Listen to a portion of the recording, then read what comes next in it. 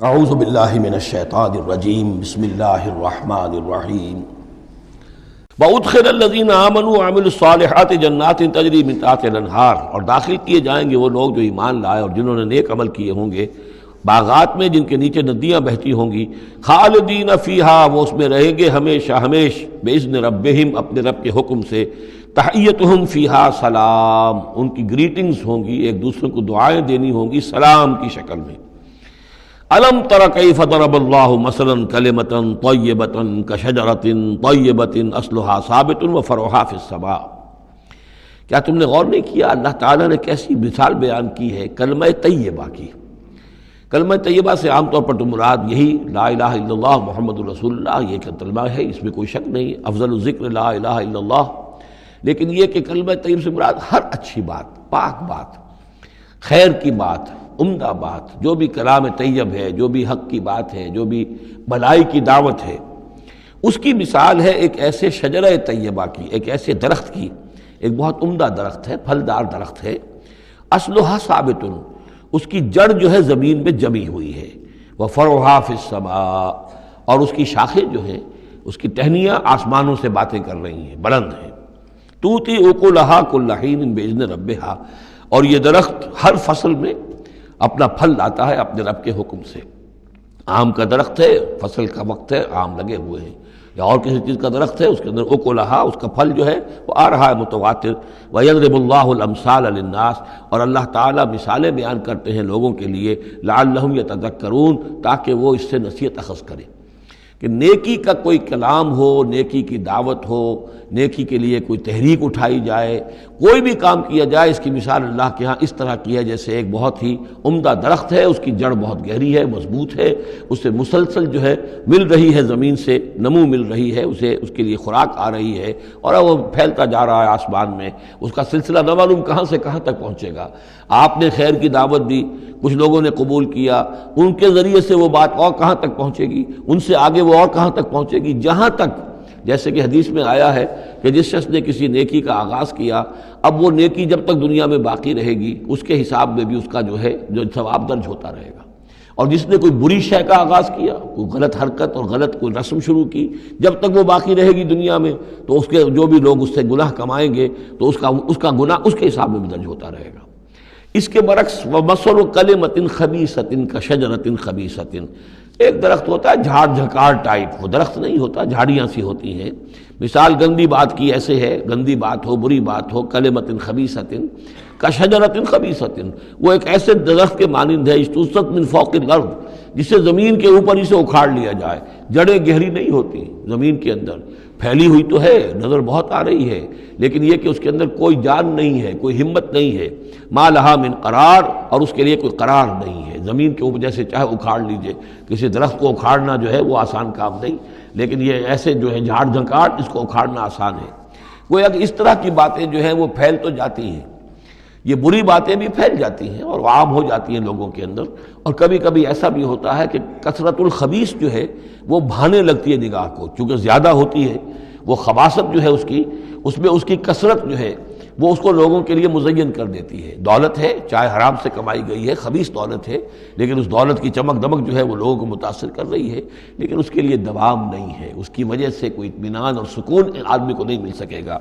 یثبت اللہ الذین آمنوا بالقول الثابت فی الحیات الدنیا، اللہ تعالیٰ مضبوط کر دیتا ہے، جما دیتا ہے اہل ایمان کو قول ثابت کے ذریعے سے دنیا کی زندگی میں۔ اللہ پر ایمان، آخرت پر ایمان، یہ یقین ہو تو دنیا کے اندر بھی وہ شخص جمع ہوا ہوگا، اس کی استقامت، اس کا صبر، اس کا حوصلہ، اس کے اندر جو بھی باہم کام کرنے کی صلاحیت ہوگی، اللہ تعالیٰ جمع دیتا ہے اہل ایمان کو بالقول الثابت، یہی قول ثابت ہے، اللہ پر، آخرت پر، رسول پر ایمان، پھر حیات دنیا و فی الآخرہ، اور پھر اسی کا ظہور آخرت میں ہوگا، اسی طرح انہیں ثبات آخرت میں جنت میں نصیب ہوگا۔ وَيُضِلُّ اللَّهُ الظَّالِمِينَ، اور ظالموں کو اللہ تعالیٰ بچلا دیتا ہے، گمراہ کر دیتا ہے۔ وَيَفْعَلُ اللَّهُ مَا يَشَاءُ، اور اللہ کرتا ہے جو چاہتا ہے۔ أَلَمْ تَرَ إِلَى الَّذِينَ بَدَّلُوا نِعْمَةَ اللَّهِ كُفْرًا وَأَحَلُّوا قَوْمَهُمْ دَارَ الْبَوَارِ، کیا تم نے دیکھا نہیں، غور نہیں کیا ان لوگوں کی طرف جنہوں نے اللہ کی نعمت کو بدل دیا کفر سے؟ اللہ نے انہیں ہدایت دی، اللہ نے نعمت دی، انہوں نے ہدایت ہاتھ سے دی اور ضلالت خرید لی، کفر اختیار کر لیا۔ اللہ نے رسول بھیجا، اتنا بڑا انعام کیا، اس پر اپنی کتاب نازل کی، اور یہ بدبخت اس کا کفر کر رہے ہیں، اللہ کے اس انعام سے اپنے آپ کو محروم کر رہے ہیں۔ وَأَعْلُوا قَوْمَهُمْ دَارَ الْبَوَارِ، اور انہوں نے اپنی قوم کو لا اتارا تباہی کے گھر میں۔ جیسے ہم نے پڑھا تھا کہ وہ فرعون جو ہے وہ اپنی قوم کا جلوس لے کر آئے گا اور سب سے آگے آگے وہ چلتا ہوا ہوگا اور سب کو لا کر جہنم کے گھاٹ پر آ کے اتار دے گا۔ اسی طریقے سے یہ لوگ جو ہے لیڈر لوگ وہ غلط راستوں پر چلتے ہیں اور اپنے اپنے عوام کو، اپنے متبعین کو وہ لے جا کر جو ہے وہ ہلاکت کے گھر پہ جا اتارتے ہیں۔ جہنم، وہ دار البوار، جو تباہی کا گھر کیا ہے؟ جہنم ہے۔ یصلونھا، جس میں وہ داخل ہوں گے، وبئس القرار، اور وہ بہت ہی بری جگہ ہے جائے قرار ہونے کے اعتبار سے۔ وَجَعَلُوا لِلَّهِ أَندَادًا لِيُضِلُّوا عَن سَبِيلِهِ، اور انہوں نے اللہ کے مد مقابل ٹھہرا دیے ہیں تاکہ وہ گمراہ کریں انہیں اللہ کے راستے سے۔ یعنی یہ جو ند کا لفظ ہے اندادا، یہ سورہ بقرہ کے تیسرے رکوع میں بھی آیا تھا، وَلَا تَجْعَلُوا لِلَّهِ أَندَادًا وَأَنْتُمْ تَعْلَمُونَ، تو ند کہتے ہیں مد مقابل کو، اور اس میں اس حد تک باریک بھی نہیں ہے کہ حضور نے فرمایا صلی اللہ علیہ وسلم، ایک صاحب نے ایسے ہی اپنی بغیر، یعنی یہ نہیں تھا کہ انہوں نے جان بوجھ کر حضور کو برابر کرنا چاہا اللہ کے، لیکن ایک محاورے کے انداز میں کہہ دیا ما شاء اللہ و ما شئت، جو اللہ چاہے اور آپ چاہیں۔ آپ نے فرمایا جعلتنی للہ ندا، کیا تم نے مجھے اللہ کا مد مقابل بنا دیا ہے؟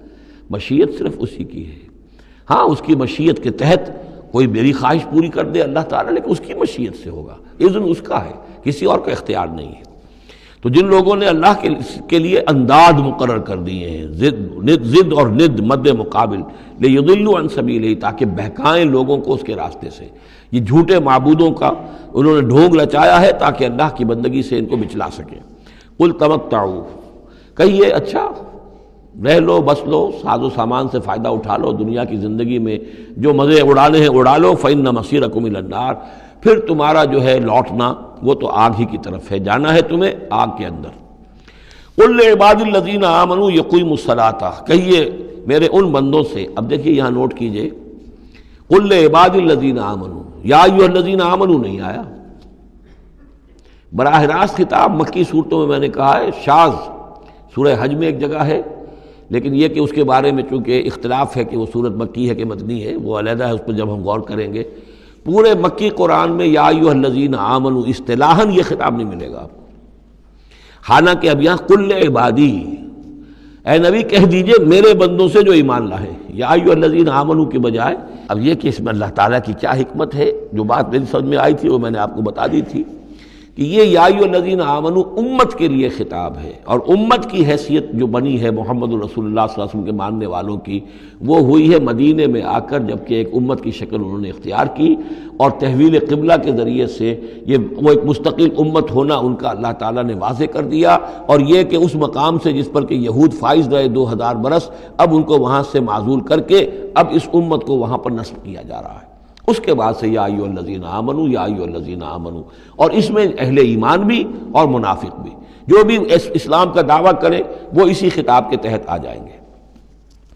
قل لعباد الذین آمنوا، اے نبی کہہ دیجئے میرے ان بندوں سے جو ایمان لائے ہیں، یقیموا الصلاۃ، وہ نماز قائم رکھیں، وینفقوا مما رزقناہم، اور جو کچھ ہم نے انہیں دیا ہے اس میں سے خرچ کرتے رہیں، سرا وعلانیۃ،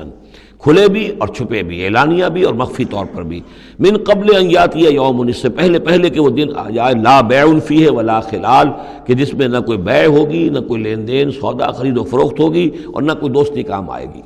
یہ آیت بہت قریب ہے وہ جو آیت سورہ بقرہ میں آیت الکرسی سے پہلے ہے، یا ایھا الذین آمنوا انفقوا مما رزقناکم من قبل ان یاتی یوم لا بیع فیہ ولا خلۃ ولا شفاعہ، وہاں تیسری شے کی اور کیٹیگوریکل نفی ہے، وہ دن کے جس میں نہ کوئی بیع ہوگی، نہ کوئی دوستی ہوگی، اور نہ ہی کوئی شفاعت ہوگی۔